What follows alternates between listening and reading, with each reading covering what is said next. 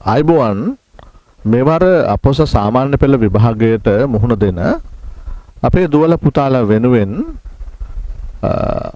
11 ශ්‍රේණියේ ඉතිහාස පොතේ 7 වෙනි පාඩම ලෝකයේ කැපී පෙනෙන විප්ලව පාඩම පිළිබඳව ඔබට තොරතුරු ඉදිරිපත් කිරීමටයි අපි මේ සූදානම් වෙන්නේ. මේ පාඩම පිළිබඳව ඇති වැදගත්කම ගැන කිව්වොත් පුතාලා දන්නවා අපොස සාමාන්‍ය පෙළ විභාගයේ දෙවෙනි ප්‍රශ්න පත්‍රයේ පුතේ කොටස් තුනක් තියෙනවා. පළවෙනි කොටස, දෙවෙනි කොටස, තුන්වෙනි කොටස කියලා. එතකොට ඒ තුන්වෙනි කොටසේ 8 9 කියන ප්‍රශ්න දෙක හැදෙන්නේ 11 ශ්‍රේණියේ පළවෙනි පාඩම, 11 ශ්‍රේණියේ 7 වෙනි පාඩම, ඒ වගේම 11 ශ්‍රේණියේ 8 වෙනි පාඩමත්, 10 ශ්‍රේණියේ 9 වෙනි පාඩමත් කියන පාඩම් ඇසුරෙන් තමයි ඔබට ඒ 8 9 කියන ප්‍රශ්න දෙක හැදෙන්නේ. එතකොට අපි සලකා බැලුවොත් 2019 අවුරුද්දේ 11 පළවෙනි පාඩම කාර්මික විප්ලවය කියන පාඩමත්, ඒ වගේම 11 8 වෙනි පාඩම ලෝක යුද්ධ සම්බන්ධ පාඩමත් ඇසුරින් තමයි මේ 8 සහ 9 කියන ප්‍රශ්න දෙක හැදලා තියෙන්නේ. එතකොට අපිට මේ වසරේ වැඩි බලාපොරොත්තු තියන්න පුළුවන්, මේ වසරේ වැඩි අවධානය යොමු කරන්නට පුළුවන් 11 ශ්‍රේණියේ 7 වෙනි පාඩම ලෝකයේ කැපී පෙනෙන විප්ලව පාඩම සහ 10 වන ශ්‍රේණියේ පුනරුදය පාඩම ඔබට මේ ප්‍රශ්න දෙක හැදෙන්නට වැඩිපුර බලපාන්නට පුළුවන්. අන්න ඒ ඔස්සේ අපි ගත්තොත් මේ 7 වෙනි පාඩම පුතාලට ඊටම වැදගත් පාඩමක්. ඒ පාඩමේ පුතාලා දන්නවා ලෝකයේ කැපී පෙනෙන විප්ලව කියන පාඩමේ විප්ලව 3ක් පිළිබඳව ඔබට අධ්‍යයනය කරන්න තියෙනවා. එයින් පළවෙනි එක තමයි ඇමරිකානු විප්ලවය හෙවත් ඇමරිකානු නිදහස් සටන. දෙවෙනි එක ප්‍රංශ විප්ලවය, තුන්වෙනි එක රුසියානු විප්ලවය. එතකොට අපි අද කතා කරන්නේ එයින් වැදගත් ප්‍රංශ විප්ලවය ගැනයි. පුතාලා මතක තියාගන්න මේ ප්‍රංශ විප්ලවය සිද්ධ වෙච්ච වර්ෂයේ හැටියට, මේ වෙනස්කම සිද්ධ වෙච්ච වර්ෂයේ හැටියට පොතේ සඳහන් වෙන්නේ 1789 කියන වර්ෂය. එතකොට ලෝකේ කැපී පෙනෙන විප්ලව අතරින් ප්‍රංශ විප්ලවය වැදගත් වෙන්නේ ඇයි කියලා අපි සාකච්ඡා කරමු. පුතේ යම් රටක විප්ලවයක් සිද්ධ වෙන්නේ කැපී පෙනෙන වෙනසක් දේශපාලන ක්ෂේත්‍රයේ, පාලන ක්ෂේත්‍රයේ තුල රටේ සිදු වෙන්නේ යම් පීඩනයක් දරාගෙන ඉන්න ජනතාව ඒ නිදහස් වීම සඳහා දරන උත්සාහයක් තුලින්.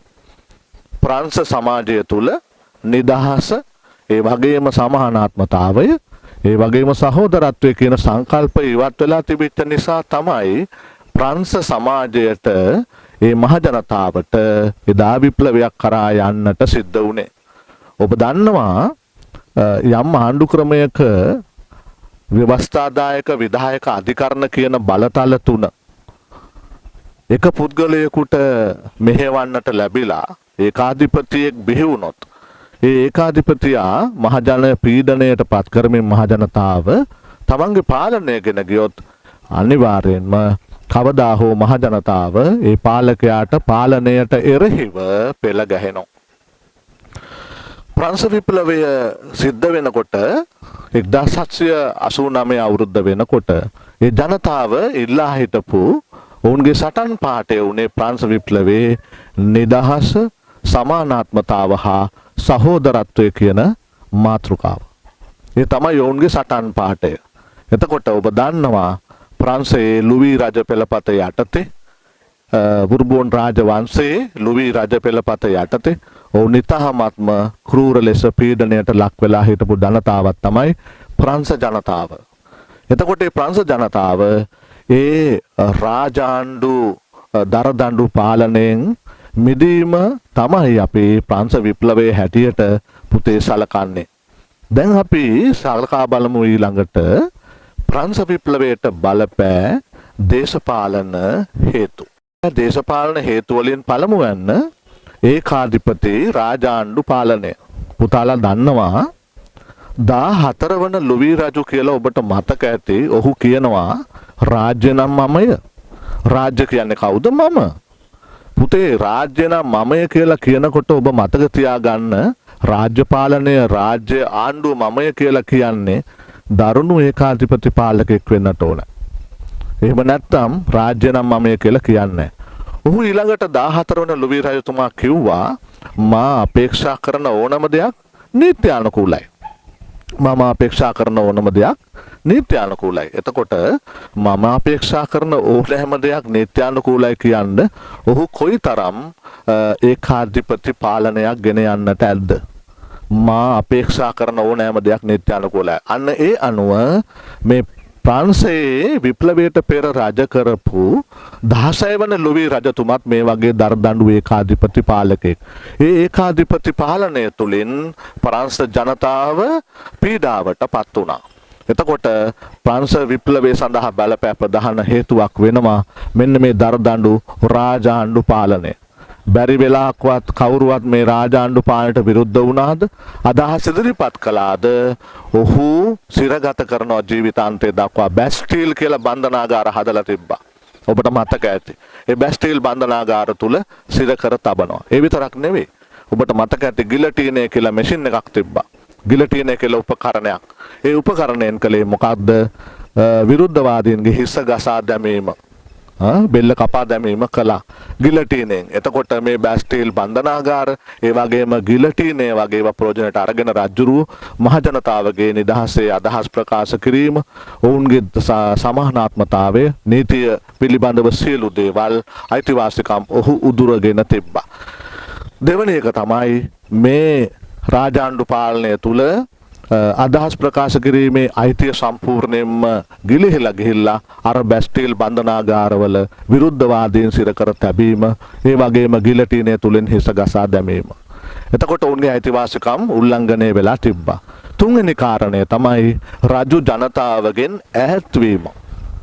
රජතුමා ජනතාවගෙන් ඈත් වෙලා සුඛෝපභෝගී ජීවිතයක් ගෙනිච්ච පුතේ.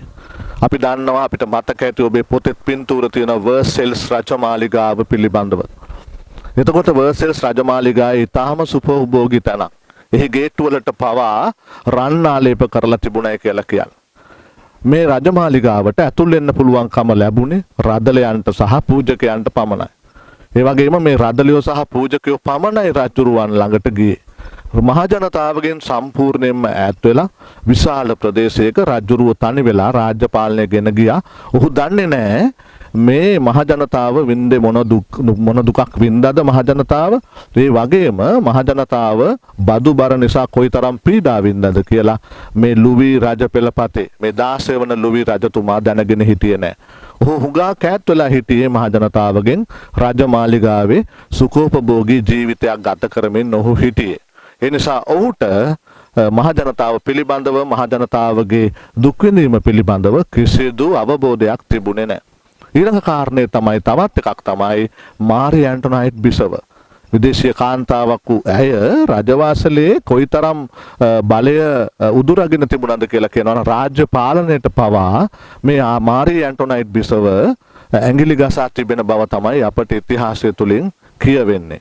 ඒ නිසා ප්‍රාදේශීය පාලනයත් මේ වෙනකොට අසාර්ථක වෙලා තිබ්බා. ඒක තවත් කාරණයක් ප්‍රංශ විප්ලවයට බලපාපු දේශපාලන හේතුවක්. ප්‍රාදේශීය පාලනය අසාර්ථක වීම. නියෝජිතයන්ගෙන් සමන්විත සභාවක් උදව් කරන්නට ඕනේ, එහෙම නැත්නම් මඟ පෙන්වන්නට ඕනේ රජතුමාට. නමුත් ඔබ දන්නවා වසර 175ක් තිස්සේ මහජනතාවගේ නියෝජිතයන් කැඳවන ස්ටේට්ස් ජෙනරල් සභාව කැඳවා තිබුණේ නැහැ ප්‍රංශ විප්ලවයේ සිද්ධ වෙන තුරු. වසර 175ක් තුල මහජන නියෝජිතයන් කැඳවන්නේ නැත්තම්, කැඳවුවේ නැත්තම් ඔබට හිතා ගන්න පුළුවන් මේ පාලනය කොයිතරම් දුර්දාන්ත ඒකාධිපති පාලනයක්ද කියලා. ඔය විදිහට වසර 175ක් පමණ තුල මේ මහජන නියෝජිතයන්ගෙන් සමන්විත ස්ටේට් ජෙනරල් සභාව කැඳවා නොතිබීමත් ප්‍රධාන හේතුවක් බවට පත් වුණා ප්‍රංශ විප්ලවයේ. මහජනයාගේ අදහස්, මහජන නියෝජිතයන්ගේ අදහස් නොසලකා හැරීම කියන හේතුව නිසා.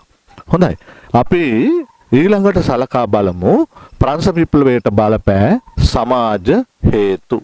හොඳයි පුතේ, ප්‍රංශ විප්ලවයට බලපෑ සමාජ හේතු ලෙස අපි පළවෙනි හේතුව හැටියට දකින්නේ මේ ප්‍රංශ සමාජයේ සියලුම ඉඩම් රදලයන් සතු වෙලා තිබ්බේ. ප්‍රංශ සමාජයේ කවුද හිටියේ? සාමාන්‍ය ජනතාව හැදුම්ලත් ගොවියෝ හිටියා. ඊළඟට කම්කරුවන් හිටියා. ඒ වගේම උගත් මධ්‍යම පාන්තික ජනතාවකුත් ප්‍රංශය තුල හිටියා. එතකොට මේ සාමාන්‍ය ජනතාව තමයි ප්‍රංශ විප්ලවයේදී පීඩාවට ලක් වුණේ. ඔවුන් පීඩාවට ලක්වීම පළමුවෙනි සමාජ හේතුව හැටියට අපිට ගන්නට පුළුවන්. දෙවෙනි එක තමයි ඉඩම් රදලයන් සතු වීම. ප්‍රංශ සමාජයේ සියලුම ඉඩම් රදලයන් සතු වුණ බව තමයි කියවෙන්නේ. එතකොට රජතුමා රදලයන්ට ඉඩම් ලබා දීලා තියෙනවා. ඒ ඉඩම් ගොවියන්ට ඒ වගේම මහජනතාවට රදලයන් විසින් ලබා දීලා එහි අස්වැන්න රදලයන් ලබා ගනිමින් ඊළඟට ඒ බදු රදලයන් ලබා ගනිමින් තමයි මේ සමාජ ක්‍රමය පවත්වාගෙන ගියේ. එතකොට මේ රදලයන් සතු ඉඩම් වල වගා කරන ගොවියෝ ඊටාත්ම දුක්ඛිත තත්වයකයි පත් උනේ. ඒ වගේම රදලියෝ බදු වලින් නිදහස්. සාමාන්‍ය ජනතාව මත තමයි බදු බර පැටවුනේ. ඔබ දන්නෝ ප්‍රංශ සමාජයේ මත ටේල් බද්ද, ඒ වගේම ගැබේල් කියන බද්ද, ඒ වගේම කැපිටේෂන් කියන බද්ද ආදී වශයෙන් විශාල වශයෙන් බදු පැන වුණා. එතකොට මේ බදු පැනවීම හේතුවෙන් මොකද වුනේ? මේ සමාජයේ අය සමාජයේ ගොවි ජනතාව, කම්කරු ජනතාව, සාමාන්‍ය ජනතාව උපයන ආදාය 60% පමණ බදු ගෙවන්නට සිද්ධ වුණා. එතකොට මේ රදලයෝ හරිනම් බදු ගෙවන්න ඕනේ, නමුත් රදලයෝ බදු වලින් නිදහස් වුණා. ඊළඟ කාරණය තමයි පුතේ මේ උගත් මධ්‍යම පාන්තික අයට දේශපාලන බලතල නොලැබීම. දේශපාලන බලය උන්ට නොලැබුණු නිසා ප්‍රංශ සමාජය ඇතුලේ මේ ලුවි රජ පෙළපතේ පාලනය යටතේ මේ මධ්‍යම පන්තියේ අයට දේශපාලනික වශයෙන් ඉදිරියට පැමිණීමට අවස්ථාවක් තිබුණේ නැහැ. ඒ උගත් මධ්‍යම පන්තිය මේ විප්ලවයට පෙර උත්සාහ කළා ඒ තමන්ට දේශපාලන බලය ලබා ගන්න. අන්න ඒකත් එක හේතුවක් වුණා ප්‍රංශ විප්ලවයට බලපාපු සමාජ හේතු ගැන අපි කතා කරනකොට. ඊළඟට පුතේ උගත් මධ්‍යම පන්තියට සමානාත්මතාව අවශ්‍ය වුණා. ඔවුන් කල්පනා කළා දාර්ශනිකයන්ගේ මතවාද තුලින් ඔවුන්ගේ මනසට ලැබිච්ච දේවල් නිසා ඔවුන් කල්පනා කළා ඇයි අපට මේ දේශපාලන සමානාත්මතාව නැත්තේ? ඇයි මේ බලය නැත්තේ අපිට? ඇයි මේ සමානාත්මතාව සමාජය තුල ක්‍රියාත්මක නොවෙන්නේ කියලා ඔවුන් කල්පනා කළා. ඒ නිසා මේ සමානාත්මතාව උදෙසා සටන් කළ යුතුයි කියන තැනට ප්‍රංශයේ සාමාන්‍ය ජනතාව, උගත් ජනතාව ආවා. ඒකත් හේතුවක් හැටියට බලපෑවා ප්‍රංශ විප්ලවයට. ඊළඟ කාරණාව තමයි පුතේ රදලයන්ට පුළුවන්කම තිබුණා ඔවුන්ගේ අසීමිත බලය මත මේ ගොවියන්ගේ ගොවිබිම් උඩින් මේ දඩයම සඳහා යනකොට අසුන් පදවගෙන යන්නට. එතකොට මේ අසුන් පදවාගෙන යාම තුලින් මේ ගොවිබිම් විනාශයටපත් වුණා. එතකොට මේ විනාශයටපත් වුණත් ඒ පාඩුව දරා ගන්න උනේ අහිංසක අසරණ ගොවියන්ටමයි. ඒකත් ප්‍රධාන හේතුවක් බවට පත් වුණා මේ ප්‍රංශ විප්ලවයට බලපෑ සමාජ හේතු ගැන කතා කරනකොට. අපි ඒ කතා කළේ ප්‍රංශ විප්ලවයට බලපෑ විවිධ සමාජ හේතු. හොඳයි අපි ඊළඟට අවධානය යොමු කරන්නේ ප්‍රංශ විප්ලවයට බලපෑ ආර්ථික හේතු සම්බන්ධව. පුතේ පළවෙනි හේතුව තමයි මේ රජුගේ සුඛෝපභෝගී ජීවිතය. ඔහුගේ වර්සෙල්ස් රජමාලිගාවේ තිබුණු සැප සම්පත් දෙස බැලුවාම රජු ඉතාමත්ම සුඛෝපභෝගී ජීවිතයක් ගත කළා. විශාල වියදම් සහිත ජීවිතයක්. ඒ විතරක් නෙමෙයි ඔබට මතක ඇතිනේ මේ වර්සෙල්ස් රජමාලිගයේ පින්තූර ඔබේ පොතේ තියෙනවා. විශාල වපසරියක විශාල සැප සම්පත් ගොඩක් සහිතව තමයි මේ වර්සෙල්ස් මාලිගය නිර්මාණය කරලා තියෙන්නේ. ඊළඟට ප්‍රංශය විවිධ යුද්ධ කටයුතු සඳහා විවිධ රටවල් සමග යුද්ධ සඳහා සහභාගී වීම නිසා ඒ වෙනුවෙන් ආර්ථිකයේ විශාල කොටසක් විශාල මුදලක් වැය කරන්නට සිද්ධ වුණා. ඒකත් බලපෑවා ප්‍රංශ විප්ලවයට මේ අධික වියදම. ඊළඟට අසාධාරණ බදු ක්‍රමය බලපෑවා. අසාධාරණ බදු ක්‍රමය කියලා කියන්නේ පුතාලට මතක ඇති ටේල් බද්ද කියලා එකක් තිබ්බා. ඒ නිවාස හා ඉඩම් වලින් ණය කරන බද්දක්. ඊළඟට ගැබේල් බද්ද කියලා එකක් තිබ්බා. ඒ ගැබේල් බද්ද අය කරන්නේ ලුණු වලින්. ප්‍රංශයේ විශාල රටක් ඒ අභ්‍යන්තර ප්‍රදේශවලට ලුණු සපයනකොට විශාල වශයෙන් ඒ ලුණු වලින් ගැබේල් බද්ද නමින් බදු ගත්තා. ඊළඟට කැපිටේෂන් බද්ද. පුතේ කැපිටේෂන් බද්ද කියලා කියන්නේ හැමදෙනාගෙන් ණය කරන බද්දක්. මේ කැපිටේෂන් බද්ද හැම දෙනාම ගෙවිය යුතුයි. නමුත් මේ කැපිටේෂන් බදුත් පූජකයෝ සහ රාදලයෝ ගෙව්වේ නැහැ. සාමාන්‍ය ජනතාව වෙතමයි මේ හැම බදු බරක්ම පැටවුනේ. ඊළඟ එක තමයි ආදායමෙන් 60% පමණ බදු ගෙවීමට සිදුවීම. ආදායමෙන් 60% විතර බදු ගෙවන්නට සිද්ධ වුණා. තමන් උපයන ආදායමෙන් 60%ක් විශාල කොටසක් බදු වශයෙන් ගෙවුවට පස්සේ මොකද වෙන්නේ? අවසානයේ ඔවුන්ට ජීවත් වීම පිළිබඳව ගැටලු මතුවෙනවා තමන්ගේ ආදායම පිළිබඳව. ඒකත් බලපෑවා. ඊළඟට රාජ්‍ය භාණ්ඩාගාරය බංකොලොත් වෙලා තිබ්බේ. අවසාන කාලේ කතා කරනකොට ප්‍රංශ විප්ලවයට ආසන්න කාලය වෙනකොට ප්‍රංශේ රාජ්‍ය භාණ්ඩාගාරය බංකොලොත් වෙලා තිබුණේ. ඒ නිසා මෙන්න මේ ආර්ථික වශයෙන් බලපාපු හේතු ප්‍රංශ විප්ලවයේ සම්බන්ධව ඔබ මතක තියා ගන්න. අපි ඊළඟට කතා කරමු ප්‍රංශ සමාජය තුල රදලයන්ට තිබුණු වරප්‍රසාද. පළවෙනි එක පුතේ ඒ රදලයෝ බදු ගෙවීමෙන් නිදහස්. හරිනම් බදු ගෙවීමෙන් නිදහස් කරන්නට ඕනේ පීඩාවට පත්වෙච්ච සාමාන්‍ය ජනතාවනේ. නමුත් ප්‍රංශ සමාජයේ රදලයෝ සම්පූර්ණ බදු ගෙවීමෙන් නිදහස්වයි හිටියේ. ඊළඟට දෙවෙනි එක තමයි පුතේ ප්‍රංශ සමාජය තුල රදලයන්ට රටේ ඕනෑම තැනක නිදහසේ දඩයම් කිරීමේ අයිතිය දීලා තිබ්බා. ඒ නිසානේ ඔවුන් අර ගැමියන්ගේ ගොවියන්ගේ ඉඩම් උඩින් අසුන් පදවාගෙන ගියේ. ඒ ගොවිබිම් විනාශ වුණත් දඩයම් අවස්ථාවේදී අන්න ඒ වගේ රටේ ඕනම තැනක දඩයම් කිරීම සඳහා රදලයන්ට අවස්ථාව දීලා තිබ්බා. ඊළඟට ඉඩම් බදු අය කිරීම, ඉඩම් වලින් බදු අය කිරීමේ අයිතිය ප්‍රාදේශීය වශයෙන් රදලයන්ට පවරලා තිබ්බා. අන්න එයත් හේතුවක් රදලයන්ගේ වරප්‍රසාද අනුව ගත්තාම ප්‍රංශ සමාජයේ පීඩාවට පත්වීමට. ඒ වගේම ඇඹරුම් හල, ධාන්‍ය ඇඹරුම් හල, ඒ වගේම තෙල් හිඳින මෝල වගේ දේවල්, පාන් පොරණු වගේ දේවල් සියල්ලක්ම රදලයන් සතු වුණා.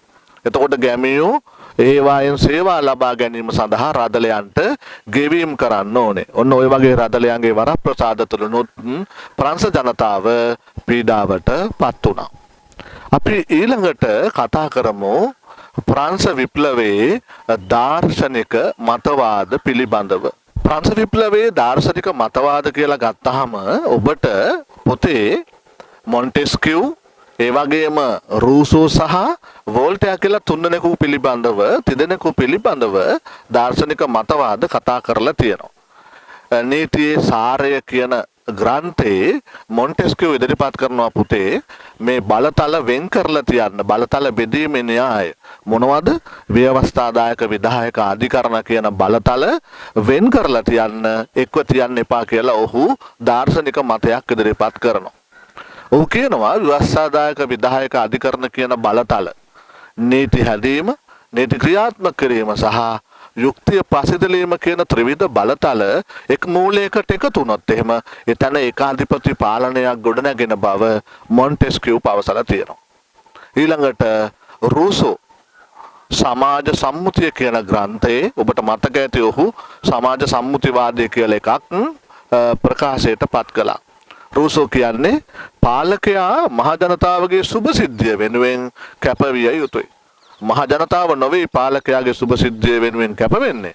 පාලකයා මහජනතාවගේ සුභසිද්ධිය ඉටු කළ යුතුයි කියන කාර්යය. මොකද පාලකයාට බලය ලබා දුන්නේ මහජනතාව. මහජනතාවගේ සුභසිද්ධිය ඒ නිසා පාලකයා ඉටු කළ යුතුයි කියන මතය තමයි රූසෝ සමාජ සම්මුතිය කියන පොතේ ඉදිරිපත් කරන්නේ. ඊළඟට වෝල්ටයා විශේෂයෙන්ම කිව්වා අදහස් ප්‍රකාශ කිරීමේ අයිතිය සෑම කෙනෙකුටම තියෙන්න ඕනේ. උපදින්නේ හැම කෙනෙකුම සමානව නම් ඒ උපදින සෑම කෙනෙකුටම සමානව තමන්ගේ අදහස ඉදිරිපත් කිරීමේ නිදහස තියෙන්නට ඕනේ කියලා තමයි වෝල්ටයා ඉදිරිපත් කළේ. එතකොට පුතේ මොන්ටෙස්කියු, ඒ වගේම රූසෝ සහ වෝල්ටයා කියන මේ තුන්දෙනා මේ දාර්ශනිකයෝ ප්‍රධාන මෙහෙවරක් ඉෂ්ට කළා ප්‍රංශ විප්ලවයේ සම්බන්ධව මේ දාර්ශනික මතවාද ඉදිරිපත් කරමින් මේ මහජනතාව විප්ලවයේ කරා ගෙන යාමට. අපි මේ කලින් කතා කළ සියලු සිද්ධි පිළිබඳව සලකා බලනකොට ප්‍රංශ ජනතාව විප්ලවයට පෙර විශාල පීඩනයකට ලක් වෙලා හිටියා. එතකොට පුතේ ඒ විශාල පීඩනයට ලක් වෙලා හිටපු අවස්ථාවේ 16 වන ලුවී රජතුමාටත් මේ මහජනතාවගේ පීඩනය එල්ල වෙන්න පටන් ගත්තා. මේ මහජනයාගේ පීඩනය එල්ල වෙන්න පටන් ගන්නකොට 16 වන ලුවී රජතුමා ක්‍රියා කළා ස්ටේට් ජෙනරල් සභාව කැඳවන්න. වසර 175ක්ම නොකැඳවා තිබිච්ච ස්ටේට් ජෙනරල් සභාව මහජන නියෝජිතයන්ගේ සභාව කැඳවන්නට පියවර ගත්තා 16 වන ලුවී රජතුමා. ඒ වගේම අපි බලමු මේ ස්ටේට් ජෙනරල් සභාවේ සමාජිකයෝ හැටියට හිටියේ කවුද කියලා. මේ නියෝජිතයෝ හැටියට හිටියේ කවුද කියලා. රදල නියෝජිතයෝ හිටියා. ඒ වගේම පූජකයෝ හිටියා. ඒ වගේම සාමාන්‍ය ජනතාවගේ තුන්වන පන්තියේ නියෝජිතයෝ හිටියා. මේ සියලු දෙනා එකතුව ස්ටේට් ජෙනරල් සභාව රැස් කළා. ඒ රැස් කරපු අවස්ථාවේ අපි දන්නවා රජතුමා රදල නියෝජිතයන් හා පූජකයන් සමග සම්බන්ධතා ගොඩනගාගෙන අවසානයේ ස්ටේට් ජෙනරල් සභාවේ දොරගුළු වසා දැමුවා සාමාන්‍ය ජනතාවගේ තුන්වෙනි පන්තියේ නියෝජිතයන්ට. ඔවුන්ට ඒ ඇතිවුණු ගැටුම නිසා ඔවුන්ට සිද්ධ වුණා ස්ටේට් ජෙනරල් සභාවෙන් ඉවත් වෙන්න. ඔවුන් ඉවත් කළා. ඔබට මතක ඇති, ඔබ මතක තබා ගත යුතුයි ටෙනිස් පිටියේ දිවුරුම කියන එක. ඔවුන් මොකද වුණේ? මේ ටෙනිස් පිටියකට එක්රැස් වෙලා ඔවුන් දිවුරුමක් දුන්නා නව ආණ්ඩු ක්‍රම ව්‍යවස්ථාවක් සකස් කරලා මිසක් විසිර යන්නේ නැහැ කියලා. ඒ අනුව ඔවුන් ඊළඟ අවස්ථාවේම බැස්ටිල් බන්ධනාගාරයට ප්‍රහාර එල්ල කළා. ප්‍රංශ විප්ලවයේ වැදගත්ම අවස්ථාවක් තමයි බැස්ටිල් බන්ධනාගාරයට ප්‍රහාර එල්ලවීම. බැස්ටිල් බන්ධනාගාරයට ප්‍රහාර එල්ල කරපු සාමාන්‍ය ජනතාව එහි හිටපු යුද්ධ සිරකරුවෝ නිදහස් කරගත්තා. ඒක වැදගත් අවස්ථාවක්. ජීවිතාන්තය දක්වා ඔවුන්ව සිරකර තබලයි තිබ්බේ. එතකොට බැස්ටිල් බන්ධනාගාරයට ප්‍රහාර එල්ල කරලා සාමාන්‍ය ජනතාව විසින් මේ යුද සිරකරුවන්ව නිදහස් කර ගැනීම ප්‍රංශ විප්ලවයේ වැදගත්ම අවස්ථාවක්. ඒ විතරක් නෙමෙයි. සිහසුන අතෑරලා පලා ගිය 16 වන ලුවී රජතුමා සහ ඒ වගේම මාරී ඇන්ටොනයිට් බිසව දෙදෙනාම අධිකරණයකට යොමු කරලා නඩු අහලා ඔවුන්වත් ගිලටීනයට යොමු කළා. ප්‍රංශයේ 16 වන ලුවී රජතුමාගේ දුර්දාන්ත රාජාණ්ඩු පාලනය අවසන් වුණා. ඒ වගේම 1791 වර්ෂයේදී පුතේ මානව අයිතිවාසිකම් පිළිබඳ ප්‍රකාශනයක් එළි දැක්වුණා.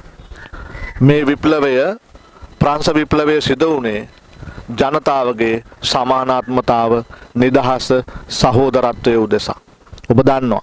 අන්න ඒ අනුව මේ මානව අයිතිවාසිකම් පිළිබඳ ප්‍රකාශනය නිකුත් වීම ලෝකයේ මානව අයිතිවාසිකම් පිළිබඳව සලකා බලන විට ඊටම වැදගත් දෙයක්. 1791 දී මේ මානව අයිතිවාසිකම් පිළිබඳ ප්‍රකාශනය නිකුත් කරලා විශාල වටිනාකමක් දුන්නා මානව අයිතිවාසිකම් සඳහා ප්‍රංශ විප්ලවයේ. ඊළඟට අපි සාකච්ඡා කරන්නේ ප්‍රංශ විප්ලවයේ ප්‍රතිඵල පිළිබඳවයි. ප්‍රංශ විප්ලවයේ ප්‍රතිඵල හැටියට අපිට මුලින්ම සඳහන් කරන්නට පුළුවන් මූලික මිනිස් අයිතිවාසිකම් තහවුරු වීම. එතකොට ඒ ඊටාත්ම වැදගත් දෙයක්. ඊළඟට සමාන අයිතිවාසිකම් සෑම පුද්ගලයෙකුටම ලැබීමත් ප්‍රංශ විප්ලවයේ ප්‍රධාන ප්‍රතිඵලයක්. නිදහසේ අදහස් ප්‍රකාශනයේ අයිතිවාසිකම ප්‍රංශ විප්ලවයෙන් පස්සේ සෑම පුරවැසියෙකුටම හිමි වුණා. ඒ වගේම ප්‍රංශයේ අර තිබිච්ච දුර්දාන්ත රාජාණ්ඩු පාලනයේ බිඳ වැටීමත් ප්‍රංශ විප්ලවයේ ප්‍රතිඵලයක්. ඒ වගේම අර දුක් විඳපු බදු ගෙවපු ගොවි ජනතාවට සහන ලැබීමත් ප්‍රංශ විප්ලවයේ තවත් ප්‍රතිඵලයක්. ඊළඟට පුතේ ප්‍රංශයේ මේ විප්ලවයට පස්සේ ඊටම අස්ථාවර දේශපාලන ක්‍රමයක් ටිකෙන් ටික බිහි වෙනවා. ප්‍රංශයේ අස්ථාවර දේශපාලන ක්‍රමයක් බිහිවීම තුළ ප්‍රංශ විප්ලවයෙන් පස්සේ ප්‍රංශ සමාජය වෙනස් දේශපාලන ක්‍රමයකට ගමන් කරනවා. මෙවර අපෝස සාමාන්‍ය පෙළ විභාගයට මුහුණ දෙන අපේ දුවල පුතාලා වෙනුවෙන් අපි එහෙනම් 7 වන පාඩම ලෝකේ කැපී පෙනෙන විප්ලව පාඩමේ ප්‍රංශ විප්ලවය පිළිබඳවයි ඒ අදහස් ඉදිරිපත් කිරීම කළේ. ඔබ මේ අදහස් උදව් කරගෙන ඔබේ සාමාන්‍ය පෙළ විභාගයෙන් සාර්ථක ප්‍රතිඵල ලබා ගැනීම සඳහා වෙහෙස වේ කියලා අපි බලාපොරොත්තු වෙනවා.